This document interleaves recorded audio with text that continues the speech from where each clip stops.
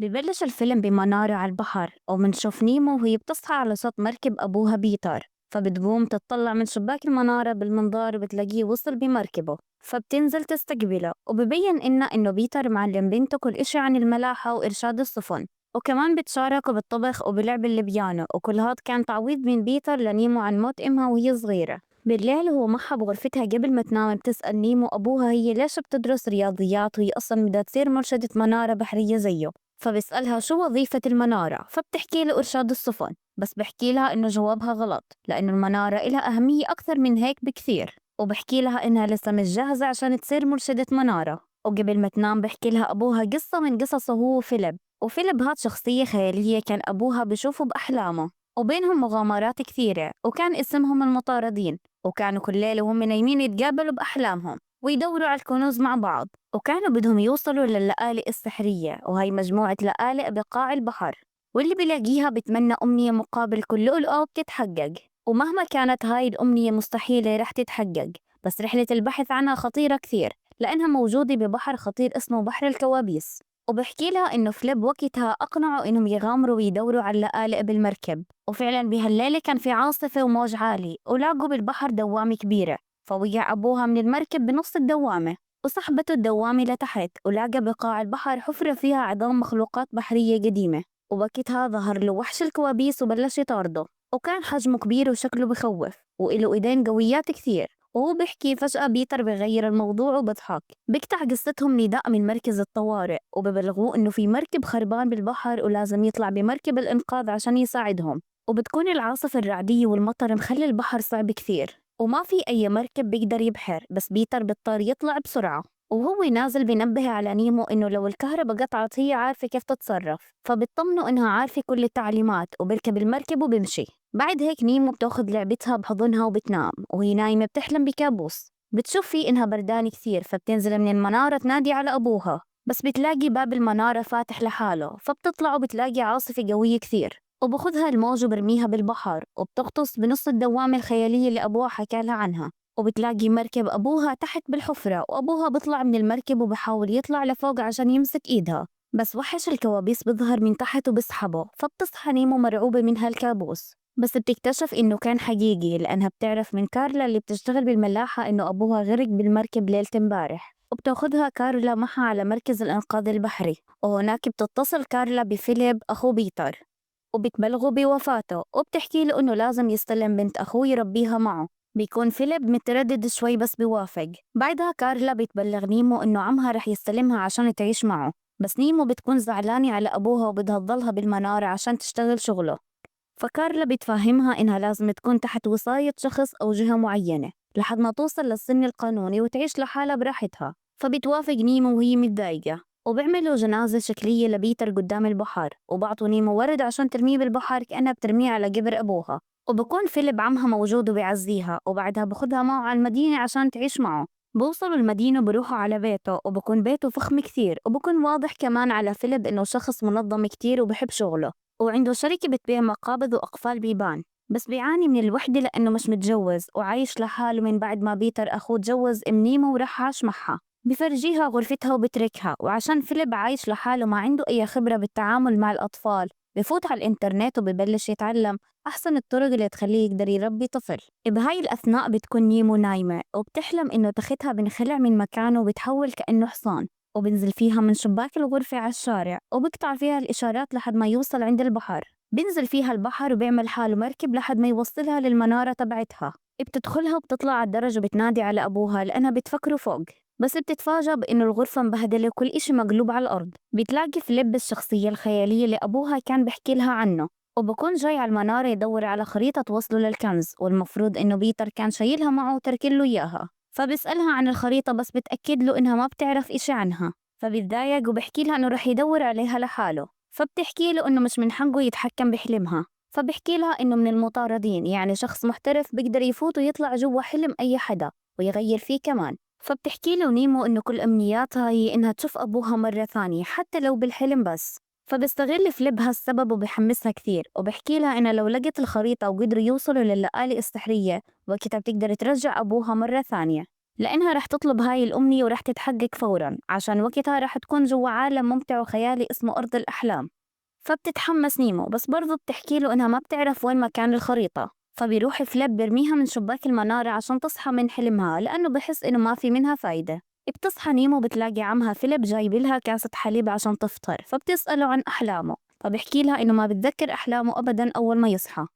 بخدها بعد هيك وبوديها على المدرسة اللي سجلها فيها، وبالمدرسة بتستلمها المس آريا مشرفة التعليم الابتدائي، وبتوديها على صفها وبتعرف زملائها عليها. نيمو ما بتتعرف غير على طالب اسمه جمال، وبيعرف من نيمو إنها ما معها تليفون وإن عمرها ما دخلت مدرسة أصلا، لأنها كانت عايشة طول عمرها بمنارة على البحر مع أبوها. وما بتحكي له الحقيقة إنه أبوها متوفي، وبتحكي له إنه مسافر ورح يرجع، لأنه عقلها الباطن بكون رافض موت أبوها. بعدها بالليل بنشوف عمها فيليب بيعرض عليها إنهم يلعبوا، ما بتوافق نيمو وبتتركه وبتطلع تنام، لأنها بتكون بدها تقابل فيليب مرة ثانية بالحلم عشان تشوف قصة الخريطة.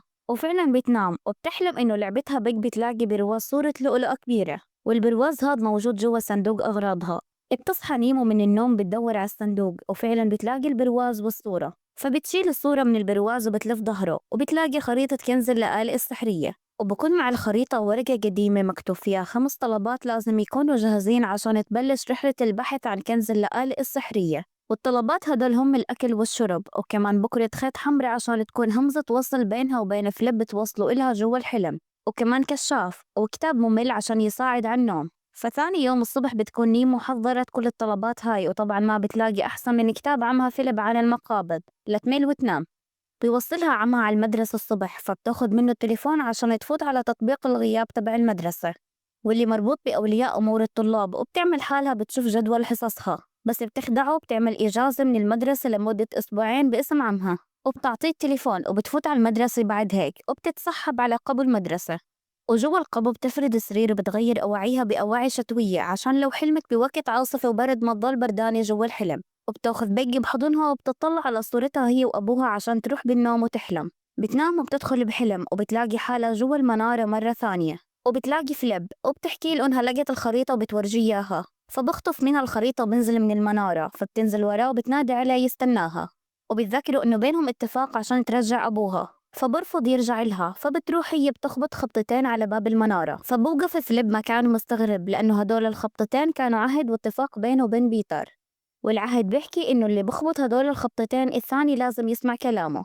فبرجع لها وبكون خايف عليها، فبيحذرها فليب إنه هاي الرحلة صعبة كثير وإنها ممكن تموت وهي بتتنقل معه بأحلام الناس الثانيين، بس بتصمم إنها تروح معه. وبحكي لها فليب عن هاي الخريطة، بحكي لها إنه سرقها من عميلة اسمها جرين بتشتغل بمكتب اسمه مكتب أنشطة اللاوعي، وهدول الجهة المختصة اللي بتوزع الأحلام على كل الناس وهم نايمين، وهم اللي بيختاروا بيحددوا كل أحلامهم. وبحكي لها عشان هيك الطريقة الوحيدة اللي تخلي مكتب أنشطة اللاوعي ما يتحكموا بأحلامهم هو إنهم يلاقوا كنز اللآلئ السحرية، وقتها رح نقدر نختار كل أحلامنا على مزاجنا.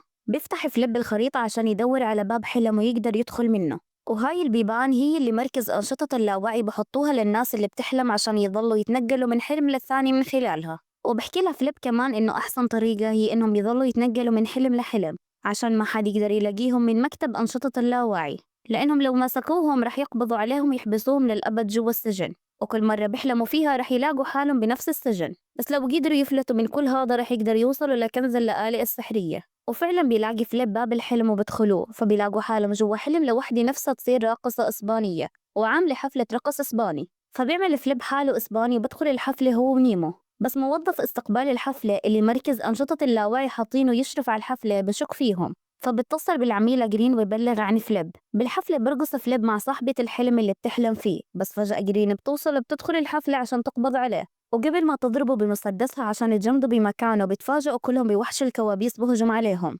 بعدها بيطاردهم، فبيروحوا فاتحين الخريطة بسرعة عشان يشوفوا الباب الثاني، فبدخلوا بسرعة على حلم ثاني بسكروا وراهم الباب. وبكون فليب مستغرب وبحكي كيف وحش الكوابيس تعرف مكان الحلم، فبتحكي له نيمو إنها شافته قبل هيك بحلمها، فبحكي لها إن الوحش رح يضل يلاحقهم بسببها وهيك ما رح يقدر يوصل للكنز السحري، وبده يطردها من الحلم وياخذ الخريطة لحاله. فبتصحى نيمو من حلمها على صوت جمال زميلها وهو بالقبو، وبكون جاي يشوف الفطر اللي بيزرعه، ولما بشوفها نايمة هناك بيستغرب. فبتحكي له إنها قدام المدرسة بإجازة أسبوعين وقدام عما هي بتيجي على المدرسة عادي، وبتنبه عليه نيمو إنه يحفظ السر وما يحكي لحدا أبدا، بعد المدرسة بتكون نيمو لبست أواعي المدرسة مرة ثانية وطلعت عادي، وبتركب مع عمها فيليب سيارته، فبياخدها عند مرسى البحر وبكون محضر لها مفاجأة، وهي واحد من مراكب أبوها، وبحكي لها إنه جابوا من كارلا عشان يبحروا فيه. بس ما بتكون مبسوطة بالمفاجأة هاي. بالليل بتطلع نيمو غرفتها وبتلبس اللبس الشتوي وبتقرأ الكتاب الممل وبتنام على طول. بتدخل بحلم وبتلاقي جوا الحلم بكرة الخيط الحمراء، وبتوصلها للمكان اللي فيه فليب، فبتمشي ورا البقرة الحمراء وبتقابله وبتطلب منه يكملوا رحلتهم مع بعض، فبرفض فليب بس بتذكره بالوعد اللي بينه وبين أبوها، فبضطر إنه يوافق. ولما بتسأله عن شخصيته بعالم الواقع الحقيقي بكون فليب مش متذكر هو مين أصلا، من كثر ما هو حابب عالم الأحلام وبده يكمل فيه. وبحكي لها عن تاريخه هو وأبوها لما كانوا مطاردين سوا من مكتب أنشطة اللاوعي،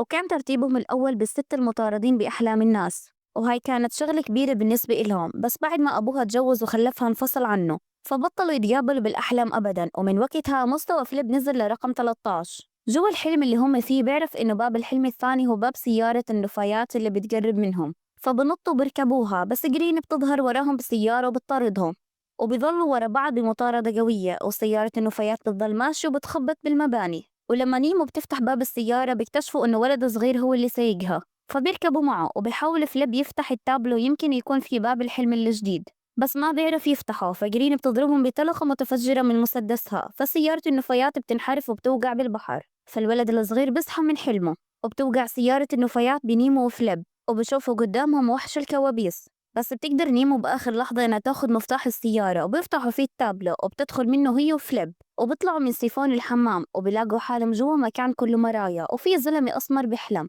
وبكون هذا هو الحلم الجديد اللي دخلوه. بس بتظهر جرين وبتضربهم بالمسدس فبتجمدهم، وبتفتش فليب عشان تطلع الخريطة منه، بس ما بتلاقيها معه، فبتاخدهم على مركز أنشطة اللاوعي وبتدخلهم جوا زنزانة وبتسكر عليهم. بس جرين بترجع مرة ثانية وبتفتح لنيمو وبتاخدها على مكتبها وبتحذرها ما تتنقل بأحلام حدا ثاني وتخربها، وإلا رح تضطر تقبض عليها وتحبسها بالسجن الأحداث. وبتراجع جرين ملف نيمو وبتشوف الأحلام اللي بوزعوها عليها، وبتحكي لها إنه أحلامها حلوة، بس نيمو بتكون بدها تشوف أبوها بأحلامها دايما.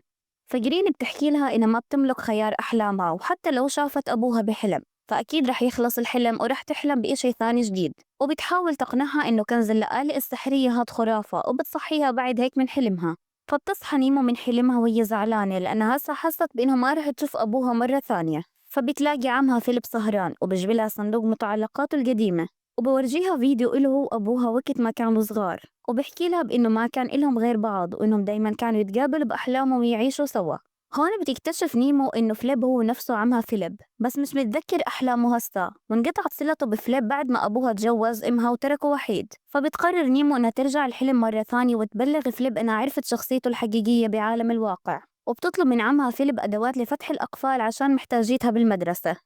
فبحكي لها تاخذ اللي بدها إياه، وفعلا بتاخذ مفاتيح أقفال وبتروح مدرستها الصبح، وبالقبو بتنام وبتحلم، فبتدخل الحفلة الإسبانية ومنها بتطلع لسيارة النفايات اللي بسوقها الولد. وبعد هيك بتدخل من طابلو السيارة وبتلاقي حالها طالعة من حمام المكان اللي كله مرايا، وبتفتح حنفيات المغسلة عشان تنتقل لمركز أنشطة اللاوعي، وهناك بتروح على السجن وبتطلعوا. بس جرين بتقابلهم عند المصعد، فبطلب منها فليب إنهم يدخلوا مصارعة مع بعض، وبتستغل نيمو الفرصة بتروح ماخذ المسدس منها وبتجمد جرين. وبالمصعد بيكبس فليب على كبسات معينة زي ما الخريطة محددة، وبيلاقوا حالهم دخلوا بحلم واحد بالقطب الشمالي، وفجأة بيلاقوا جرين وراهم فبنطوا من فوق الجبل وبيركبوا على ظهر طائر وبتقابلوا مع صاحب الحلم.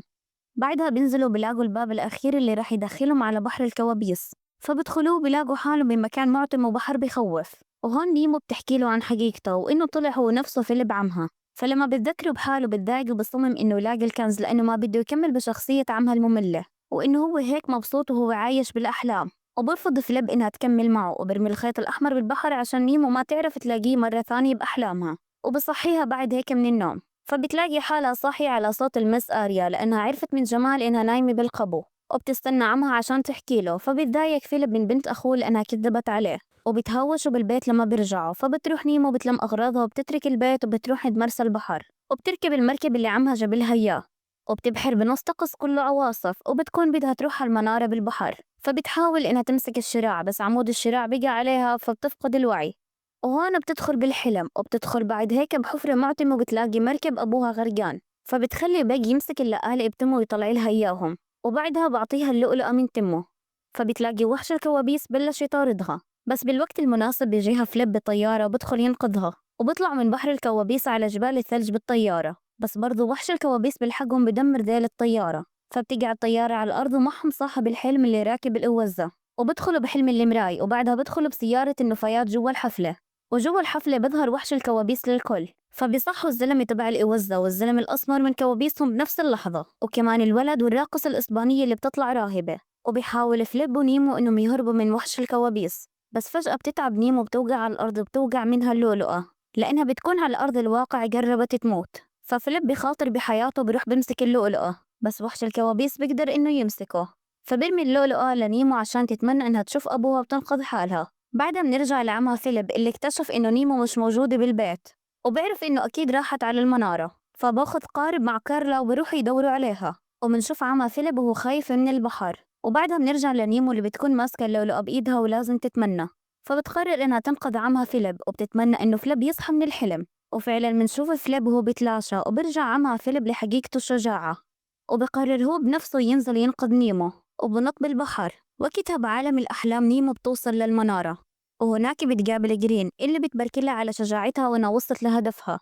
بس قبل لا تمشي بتطلب منها إشي غريب، وإنها تشد على بطن بيج لأنه شكله بلع إشي مهم. وفعلا نيمو بتعمل هيك، وبطلع إنه بيج شايل كمان لؤلؤة، فبتتمنى نيمو إنها تشوف والدها مرة ثانية. وفعلا أمنيتها بتتحقق، والمنارة كأنها رجعت من جديد، وبتشوف أبوها مستنيها على الباب، فبتركض عليه وبتحضنه. بعدها بنرجع للعالم الحقيقي، وبكون عمها فيليب قدر يطلعها من المي، بس بيكون نفسها ضعيف فبصيروا يعملوا لها تنفس اصطناعي.